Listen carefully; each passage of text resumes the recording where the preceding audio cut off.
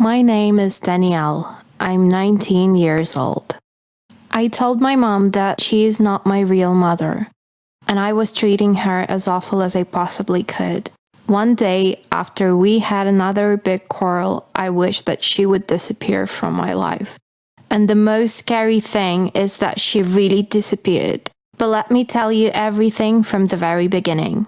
Sit back and watch. I'll tell you my complicated story. I was born and raised in a very wealthy family.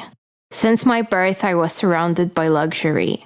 I had a baby crib made of mahogany with gold rims decorated with diamonds. I was fed from a golden spoon. I was looked after and taken care of by professional teams of nannies and security guards. I attended the best school in the country. Should I ask for something, I would get it in the blink of an eye. Our family is so rich that we even have our own plane and our own little island in the ocean. Not to mention our family car parks full of expensive cars and blocks of real estate owned by my family. We own real estate in many countries around the world. You might ask, who are your parents? Are they kings and queens? How come you have so much money? My dad was an oil tycoon. That's how we got it all. After the tragic accident happened to my father, all his business and property got into my mother's hands. But let's not talk about tragic things for now. Let's get back to our story. There is nothing in this world that I can get except for one thing: the attention of my parents. Yes, I was taken care of and my well-being was of top quality, but my both parents did not have any time at all to stay with me, not even for a couple of hours. My father always traveled around the world and was totally dedicated to his work. Here he goes to Abu Dhabi with his project, his new oil rig, and now he's in Singapore signing a deal with his Malaysian business partners on real estate. My mom was not staying with me either. She was always busy, starring in a new movie blockbuster or organizing her new glamorous photo session. She also managed her own business empire, like my dad, but in the modeling business. So I have a typical problem, like many children of wealthy parents. I get everything I want, except for the most important thing: the attention of my parents. As a result, I grew up as a spoiled, irresponsible, and eccentric human being. I was arrogant and contemptuous, and I did whatever I wanted. I even stole some goods from the shops now and then. After these accidents, they took me to the police station. But I knew I would never have a problem with this, as my mother would negotiate and cover me up. Earlier, my dad used to take care of me, but after he went missing in Argentina 2 years ago, my attitude and behavior turned nasty and revolting. Now it's my mom who's getting me out of all my problems. If my family were not so influential and rich, I would have been in prison for a long time by now. At first, I used all these tricks to make my parents pay more attention to me, but then this misbehavior turned into a very bad and nasty habit. It was all going this way until one day when I got drunk and then drove my car to the city. Of course, I got into a traffic accident. But the worst thing was that as a result of this accident, I hit another car and the car driver was so badly injured that he could have died. After this story, my mother and I decided to escape to another state to run away from the scandal. Do you think that after this accident I improved and became more responsible? Not at all. I had no regrets about what I had done.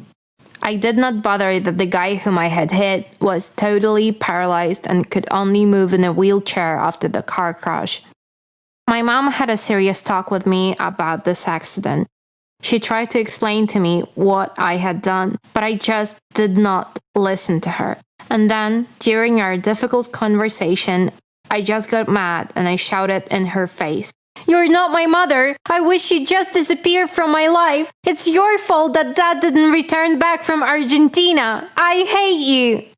My mom looked at me and said, "It's devastating to hear these words from you, but I want to tell you one thing. Remember that one day your wishes might come true." "I very much hope so," I shouted and slammed the door of my room. Next morning, I woke up and my mother was nowhere to be found. For a moment, I felt like this little boy Kevin from Home Alone movie. We all know this story about a boy who was forgotten and stayed home alone. At first, I felt happy, but then I noticed that all our family portraits had disappeared. Nice try to scare me, Mom, I thought. After breakfast, I decided to check my Instagram. And then I discovered something terrible. I was all alone on my feed page, even on those photos where my mother and I used to be together. I began to frantically scroll through the feed and check all my photos. Here, we are in Paris. But wait, where is my mom? I'm alone on this photo. Milan, Istanbul, Prague, London. I'm alone on all of these pictures. And then I felt stupefied. It was no longer funny. My mom disappeared from all of my photos, as if she was cut out from there by a professional Photoshop master, or she just never existed. I felt totally devastated. Then I opened my MacBook, and it was all the same. I was alone on all of my photos. There was not even a hint of my mother. I felt I was going crazy. I searched the whole house and found no evidence of my mom. All my mother's things, jewelry, clothes, and fancy shoes were gone. Everything disappeared. Maybe we were robbed while I was sleeping? Then why didn't they take the expensive furniture and decorations from our house?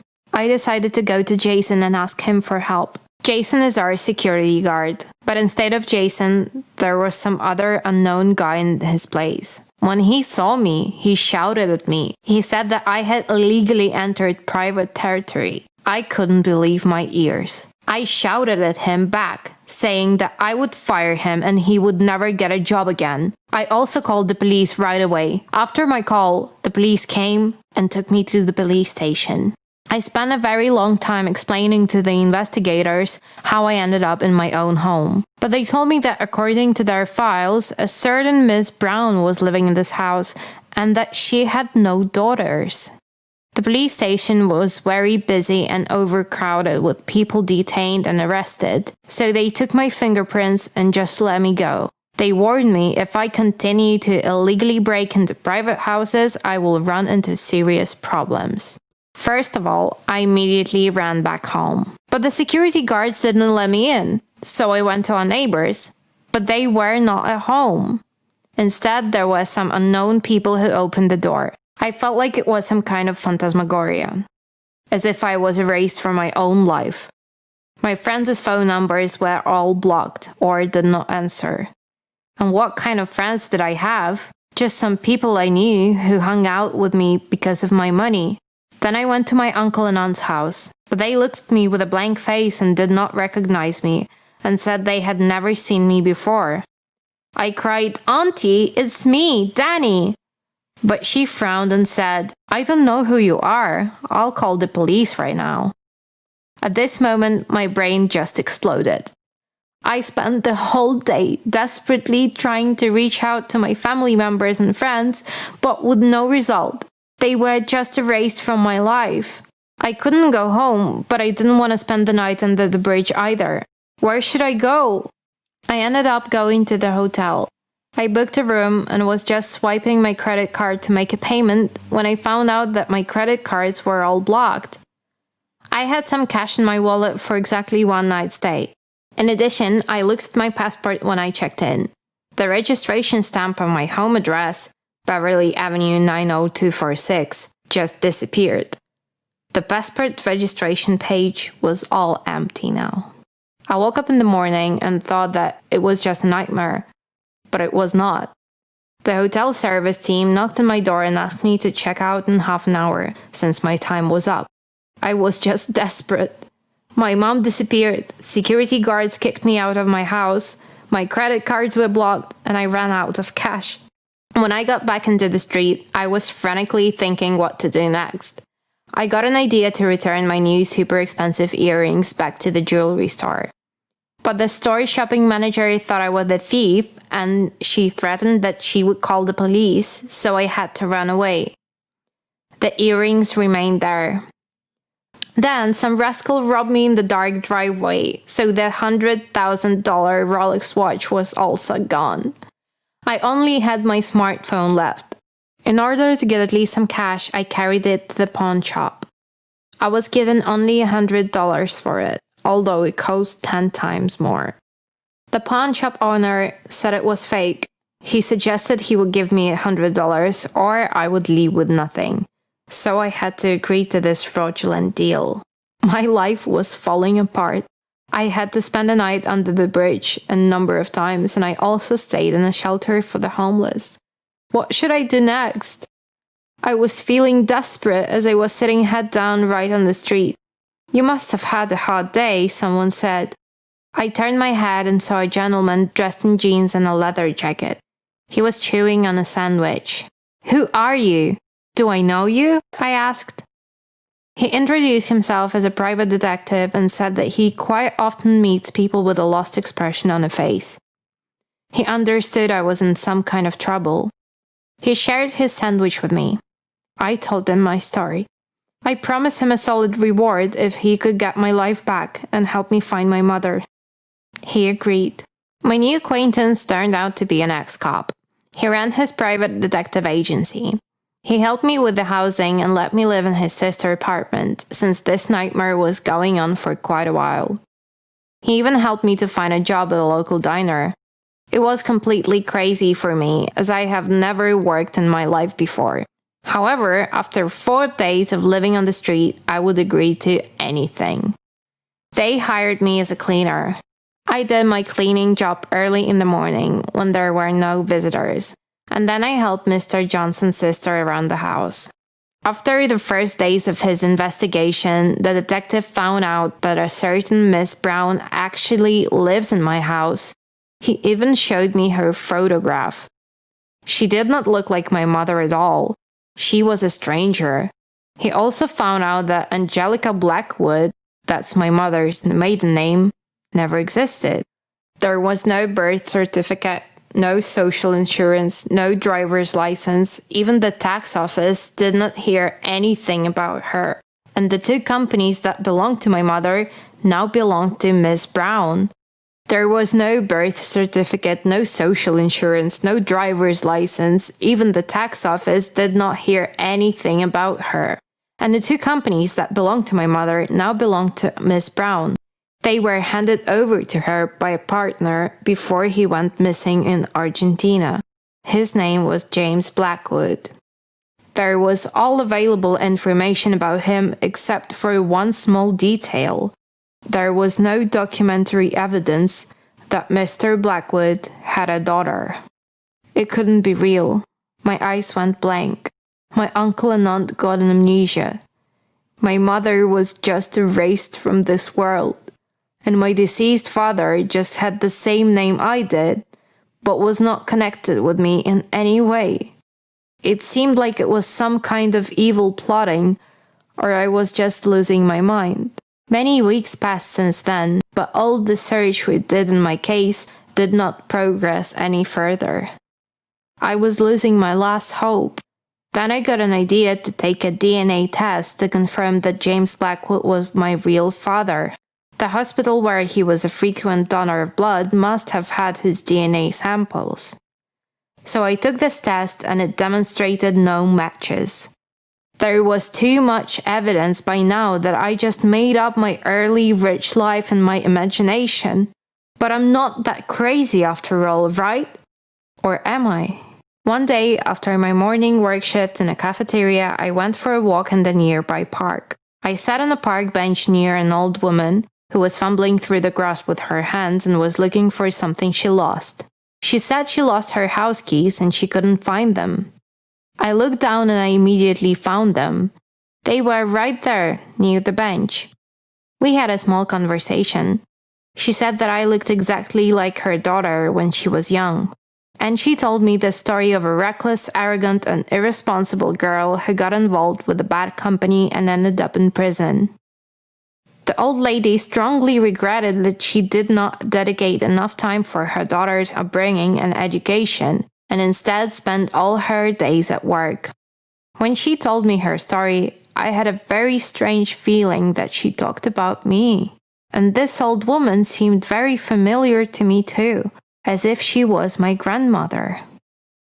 After this evening, we became friends and I started visiting her often, as if she was my real grandmother.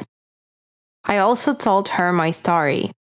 I told her that my mother disappeared and all about the hardships that I had in my life since that. I also told her how strongly I regretted my reckless behavior and that I was having doubts whether it was all real or just my rich imagination. If only I could talk to Miss Brown. She is the woman who owns my father's company, I said. When I mentioned Miss Brown, the old woman said that she knows this lady and she can arrange for a meeting for us.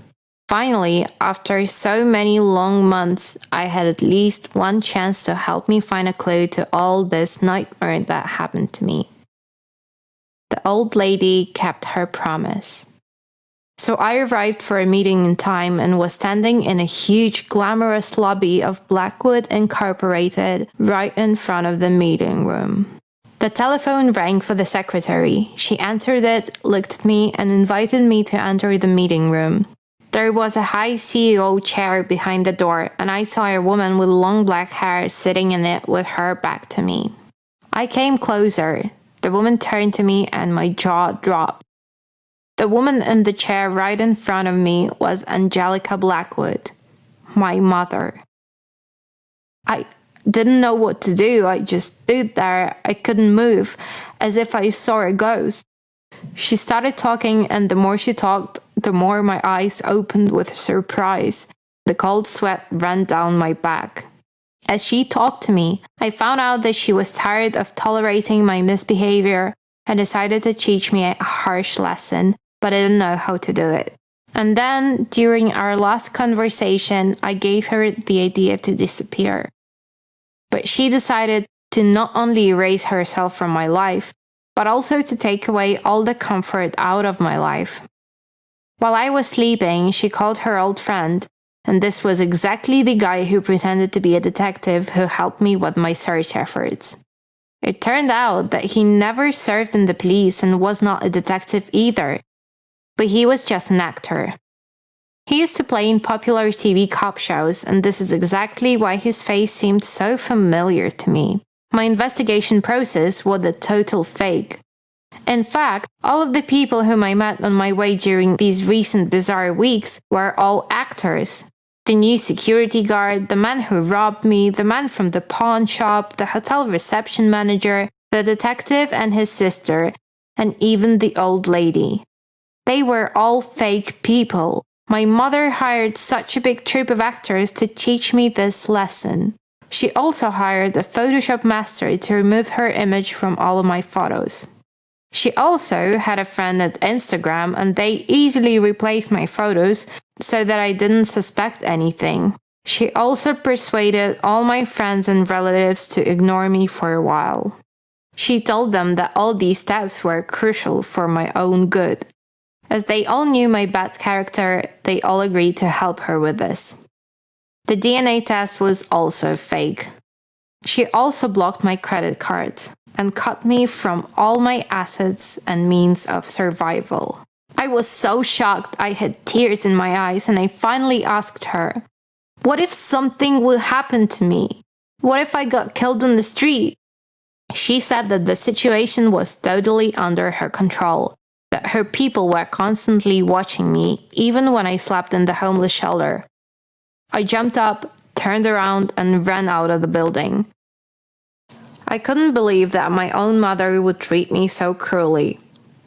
Now my mother has really disappeared from my life, and not literally, but by my own decision. I no longer talk to her, and I moved to Miami to stay away from her. She's sending me money, and she's also sending me letters that I never read and throw away. She's asking me to forgive her. She says she did it for my own good. Well, to be honest, this experience turned out to be good for me. I am no longer such an arrogant and contemptuous person as I was before. I also stopped stealing in the shops. I'm no longer what I used to be, but I still cannot forgive my mom for what she did. What would you do if you were her? Do you think I should forgive her? Please write your answers in the comments, and if you like the story, subscribe and press the like button.